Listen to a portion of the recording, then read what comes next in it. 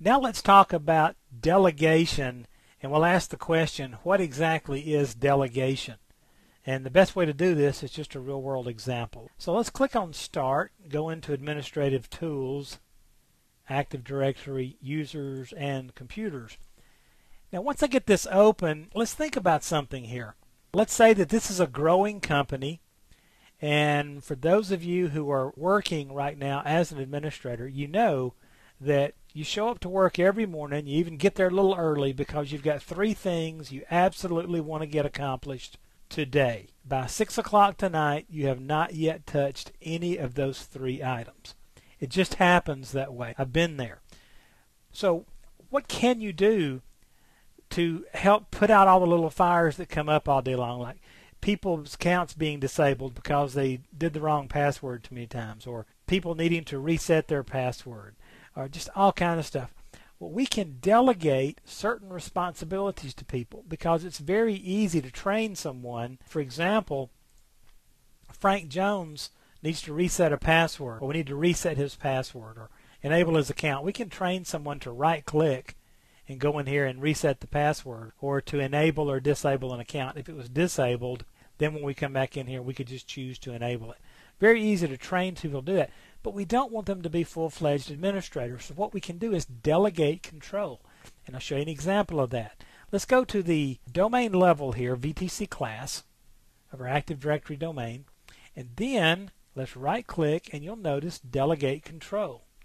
Now any label that you can delegate from, Delegate Control will show up. So we can delegate control, for example, only in an OU. But I want to delegate it across the domain, so I'll say Delegate Control. This will kick off the Delegation of Control wizard. Now you can get pretty fancy with this thing. We're going to do it basically here so you can kind of get your head around it, and then you can dig into it. First question, what user or group do you want to delegate control to? Well, you really should create a group for this.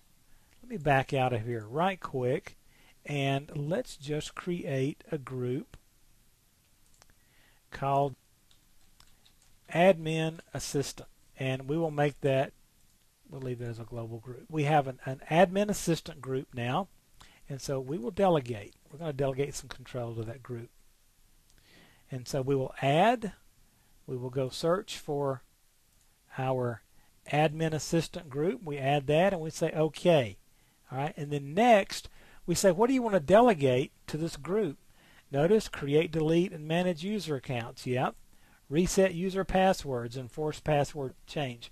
Read all user information. We don't want them to manage group policy links or this other stuff, and so at this point we can just say next. And that group has that, and then any user we set in there will have that permission. Pretty easy, right? We'll come back and I want to show you how fancy we can get with this, or how involved we can get. Create a custom task to delegate, and click Next. And notice I can delegate control of this folder, existing objects in the folder, and creation of new objects, and I can hit Next. And now I can start to set property-specific things. Notice, like whether or not they can read or write certain aspects of the Active Directory objects. Creation, deletion of child objects. So I can set all kinds of things on here, and you can just scroll down through these and play with them and look at them. Or I can say only the following objects, only account objects. I can create or delete selected objects in the folder. You'll just have to go play with this and see what makes sense to you, see what you like. And so when we hit this, we have now given or delegated that particular functionality to that group, drop users in it, and then they can help us. And we have not had to give them but certain selected rights. There's a lot of things that can happen here, and let me show you one more thing. If I go into this group and go into properties, if you go into security, give you an idea, we'll just stick with self here. Notice there's full control, read, write, and a few other things. But if you click on advanced, you will start to get an idea of the power of Active Directory and the depth of it. But you can set individual settings. For example, we're going to say for the self under special, we can edit this.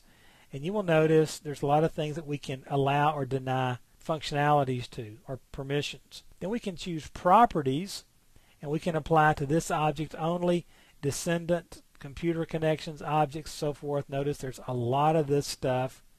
And then we can also change to different groups and so forth. You just get an idea here of the depth. You've got a lot of control here that you can change, but delegation lets you pass these permissions around without having to grant blanket permissions. I hope I didn't confuse you there, but go out and read about the delegation before you go take this exam, and then play with it in the interface. Make sure it makes sense to you, because you will see questions about this on the exam.